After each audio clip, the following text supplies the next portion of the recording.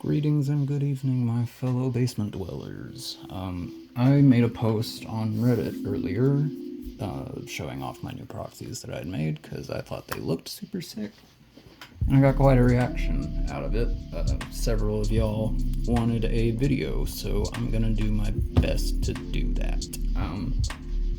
Basically, as I explained in the post, these are version 1, right? It's 110 pound cardstock and a sheet of matte sticker paper on the back. So specifically, I was using this brand of photo cardstock and this brand of sticker paper. I would print directly onto the cardstock in a 3x3 grid. You'd put the sticker paper on the back of it and then cut them out. And, you know, they look fine. I really didn't see a need to change it for a while.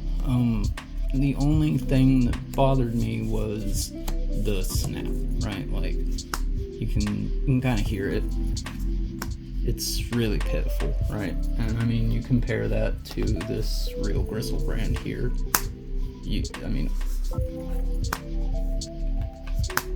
Night and day difference, right? And I mean, you can feel it too, in and out of the sleeve.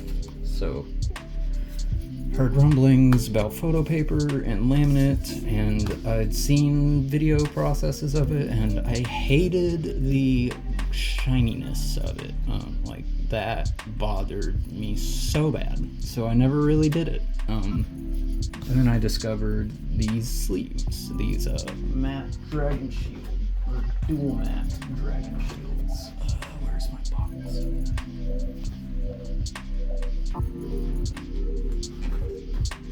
I can't find the box for them. Oh, here we go. So, non-glare dragon shields. They are just regular dragon shields, but the front side is matte, and that diffuses the light in all the perfect ways. I mean, it is just immaculate. I was honestly like blown away at how good it looked. So yeah, I guess I will try and get to it and show you guys how I do it. I'll show you my computer settings and the printer settings, and alright. Materials, you're gonna need obviously photo paper and laminating pouches. I got both of these at Walmart. They're $10 a pop.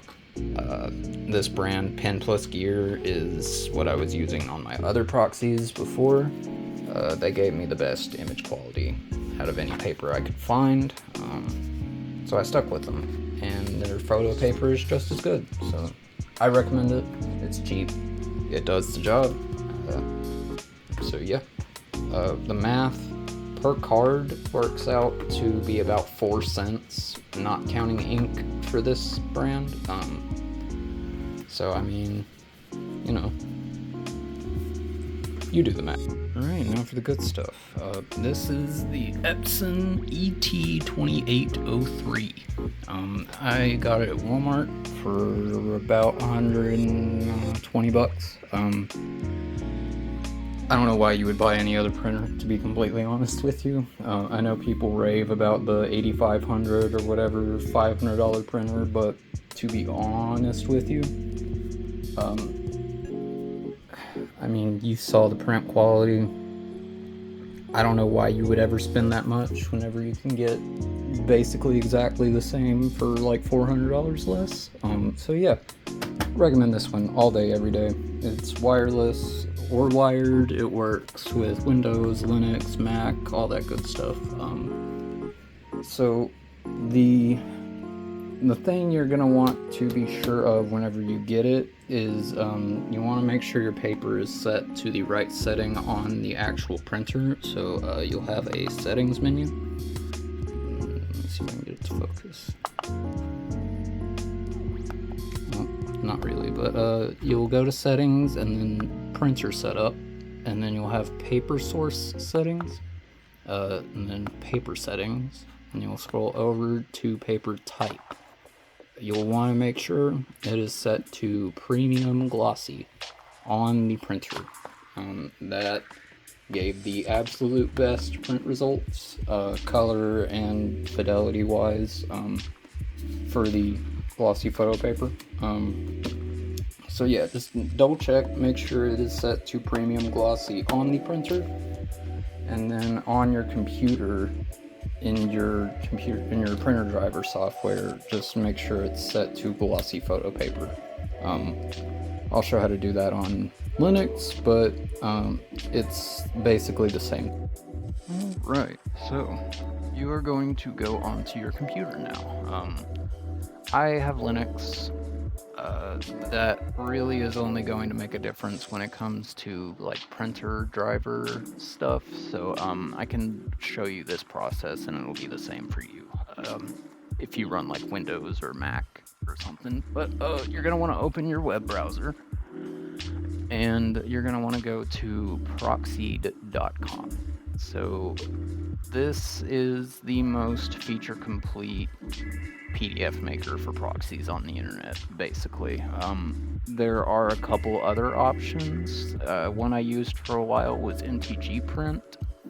It's fine, it does what you want it to do, but for instance, so here is the sheet when it's exported, right? 100% scaling, but it looks fine, you know, but until you zoom in, you can see it's pretty grainy, right? It's not the best image. And that's basically like every picture from that website.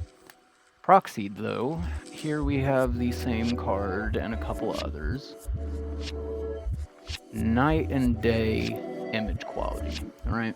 Just significantly better, and that is going to matter a lot whenever you are printing on your cards. So I suggest Proxied.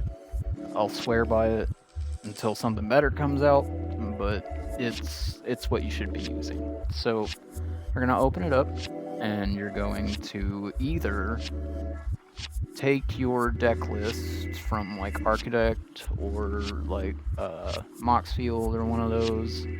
You can copy paste the link directly into this import deck thing here, and it will pull all your cards for you. Or you can type one in one by one. So like, I don't know, utter end, search for it, and it will pull it up.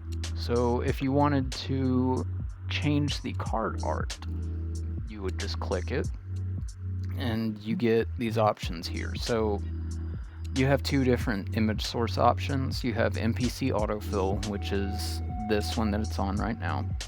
These are typically the highest quality scans of the cards you can get. So Scryfall, however, will have all of your actual printings, none of the weird like custom stuff you gotta dig through, but the image quality will be slightly worse than MPC autofill. In practice, I've found it really doesn't make that much of a difference for most cards. There are a couple weird exceptions where some of them are way, way worse on MPC autofill or Scryfall. So, I mean, 9 times out of 10, you can find the card art you want on MPC autofill, but sometimes there's just a bunch of these weird, like, custom art ones or these really ugly, like, fake old frame ones that I really don't like. So, I don't know. It's a pick and choose as you like type thing. You got DPI options here. Try to keep it at 800 DPI or higher. I can't really tell the difference between 1200 and 800, but below 800 it is noticeable. But you're really never going to find any that are below 800 anyway. So yeah, you pick your image, and once you are satisfied with that, the art and all your cards, now we have a few settings to look at on the right here. So you're going to want to double check and make sure that you're picking the right paper size. I use letter. It's usually what people use. I know A4 is a thing too, but so letter is what I'm using, so I picked letter. Now, here is where my personal preference comes in. By default, Proxied does something called bleed with its PDFs. Basically, it adds a little section in between the cards of blank space. It's to help you when you're cutting them out by hand, so you don't like accidentally cut off too much. It gives you some wiggle room, but to be honest, it just made every card have an extra 4 cuts that I had to do for it. So what I do is I completely eliminate all of the bleed. All the cards are side by side, right next to each other. No spacing, no nothing. I use these little corners right here, and I make it as thin as possible. So what you end up with are these little corners of green. So these are going to sit out directly right outside of where you need to cut. And if you have a roller cutter or one of those fancy cutters, like I'm going to show in a little bit, this is perfectly fine. As long as you line it up straight with your guidelines, you're going to get perfect cuts every time. I suggest doing this to save yourself some headache and some time. Otherwise, you're going to be cutting out the card, and then you're going to have to cut out like 2 to 3 extra little slivers that didn't need to be there to begin with, and it just takes so much more time. So that's what I do to save myself some headache. That's really the only settings that I worry about. You can change your column and row size to be like, I don't know, 6 cards per sheet sideways if you want to do that for some reason, but I just set it to 3 by 3. You get the most cards out of it. I don't see any reason not to. So once you're done with all of that, you'll scroll down to export to PDF right here and click it, and it'll start generating it. Depending on how many cards you have, it could take quite a while, but this is only 3, so here's our cards. You will have a nice PDF viewer that shows up either in your web browser or like Adobe Acrobat if you have that on your computer. So once you have your cards, this is where the process is going to be a bit different depending on if you have Windows or Linux or Mac. I only have Linux, so I can show you what I look at, and usually these options are going to be similar, if not the same, on the Windows GUI. So Linux has open source printer drivers, so it uses a thing called Cups.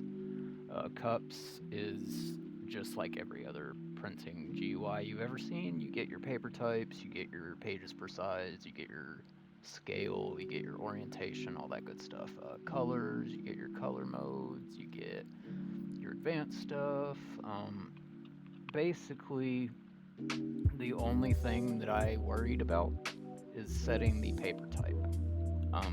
So I know the options are going to be the same on Windows, so make sure you have glossy photo paper set. Not semi, not matte, glossy photo paper. You want this in conjunction with the printer setting I showed earlier, premium gloss. The two of those combined makes these turn out as good as possible. So that's literally the only thing that I had to change. I didn't even change any saturation settings like I thought I did. It literally was just that. So basically you just print it out, and I will show you that now. I went ahead and made a new sheet for demonstration purposes, but once you send it through, you'll just kind of wait for it to print. Yep, and I'll see you all when it's done. Never forget to pet your cat either.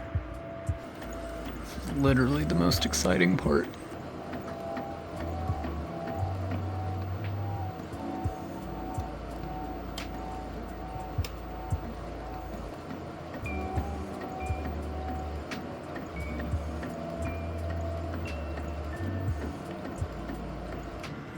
And there it is, folks. you got yourself a sheet of Magic the Gathering cards. So, let's finish them up, shall we? Moving over to the lamination station, here we have the Laminator by the same brand. Pin Plus Gear, I got it at Walmart. It was only 20 bucks, so... yeah, I mean, for the price, it does exactly what you want it to do. So once that is on, you'll let it heat up. Make sure it's set to the proper size. We're using 3mm laminate, so yeah, we'll let that heat up. While that's heating, this is the cutter that I use. It's I think it's Fisker's brand. It's one of the rotary cutters. Yeah, Fisker's. I really like it because it's a built-in straight edge. You just need like a little cutting mat and set your card on it, and you can just cut them out with this. It turns out perfect pretty much every time. So while the laminator is heating up, I like to lay the sheet down on something flat. And I usually just take the cutting mat and kind of just set it on top of it. Let it flatten itself out a little bit so it doesn't get all wrinkly. Even if it does get wrinkly though, you can kind of just like hold it while it's going through the laminator and it'll be fine. I'll show you how to do that. But yeah, just kind of let it flatten itself out, cool down a little bit while that heats up, and then we'll get to putting it in. Alright, it is done flashing, so let's make some cards. We're gonna take your little sheet of laminate, and I usually just kind of set it to the side. The top end has a little spot right there. I don't know if you can see that very well. There's a little tiny lip, and that tells you where the top of it is. So for your sheets, this photo paper, it has like this weird, I don't know, almost a dust to it. So what I have taken to doing is just kind of taking my hand and rubbing it like that, down it, and I just do that until it feels smooth, basically. I don't know any other way to describe it other than it almost feels like dust on the surface of it after printing, but if you just wipe it off with your hand, then I haven't had any issues out of it. So you'll take that, and then you'll open up your laminate, and just kind of stick it on in there. This is hard to do with one hand, but stick it in there and make sure everything is flush enough, you know, doesn't have to be perfect, but I like to just kind of spread out the air a little bit. Let me set my phone down so I can actually do that. Just try as best as you can to get all the air out of it so there's no bubbles or wrinkles that cause you to have a crease down your laminate. Yeah, so once that is there, you take it and we'll just stick it right in. And that's what she said. Gently till it catches. And I like to hold it at the bottom here and kind of like pull it a little bit while it's going through, because sometimes the laminate will catch and it'll make a crease down the middle. So if you just hold it down here at the bottom while it's doing that, usually is enough to keep it from doing that. But yeah, just let it run through. You can hold it up a little bit if you want. Put something down to keep it from bending.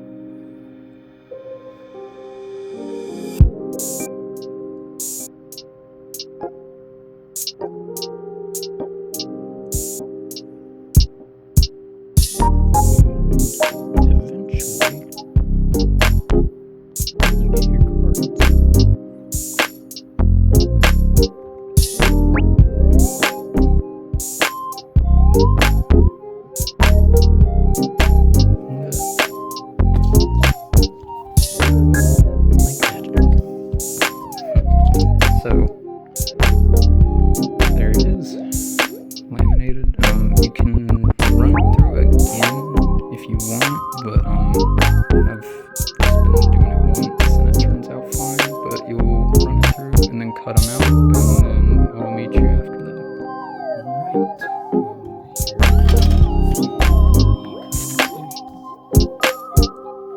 Alright.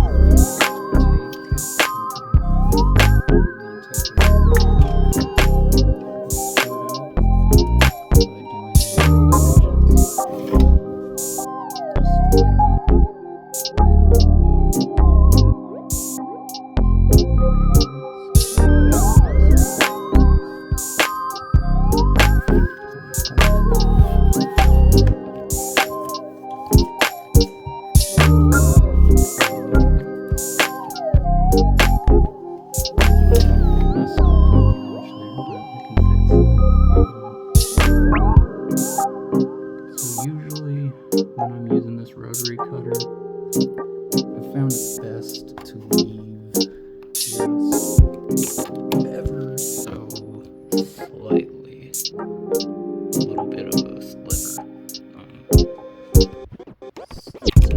perfect with handfuls, obviously. So leaving that little bit is usually just enough to be right on the edge. But it's not going to do it on camera because I'm trying to film it. But yeah, so you just cut out the edges. My phone ran out of space while I was cutting these and I didn't realize it. But so basically you're just going to cut them out into these little strips and then you'll cut them out individually. I screwed up on the edges because I was trying to film, but I'll fix those later. Basically though, after you do that, I'll get one more out from the edge.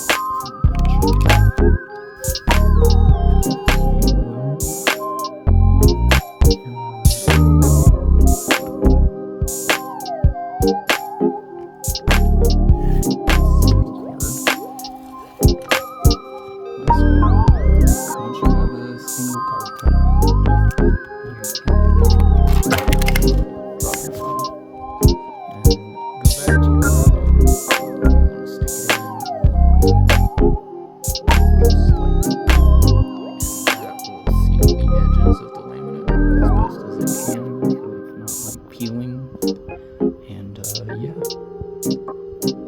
that's more or less the gist of it.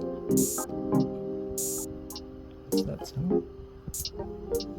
You have a Magic the Gathering card.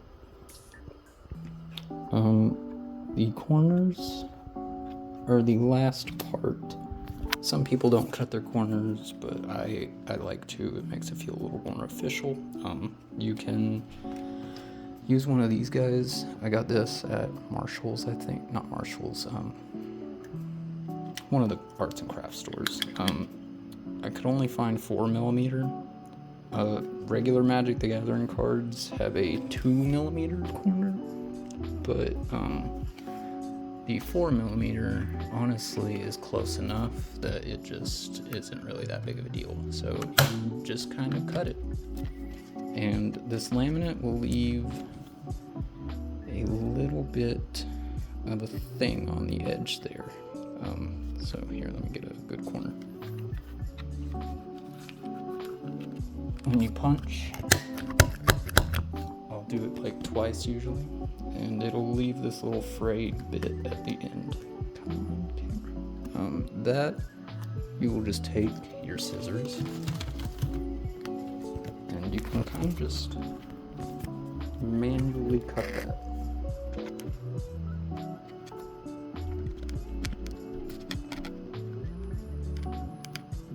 It's just a little tab of plastic, but once you do that, it gives you your corner. So very messy because I only have one hand, but that's the general process. Hopefully it's useful, and I'll see y'all.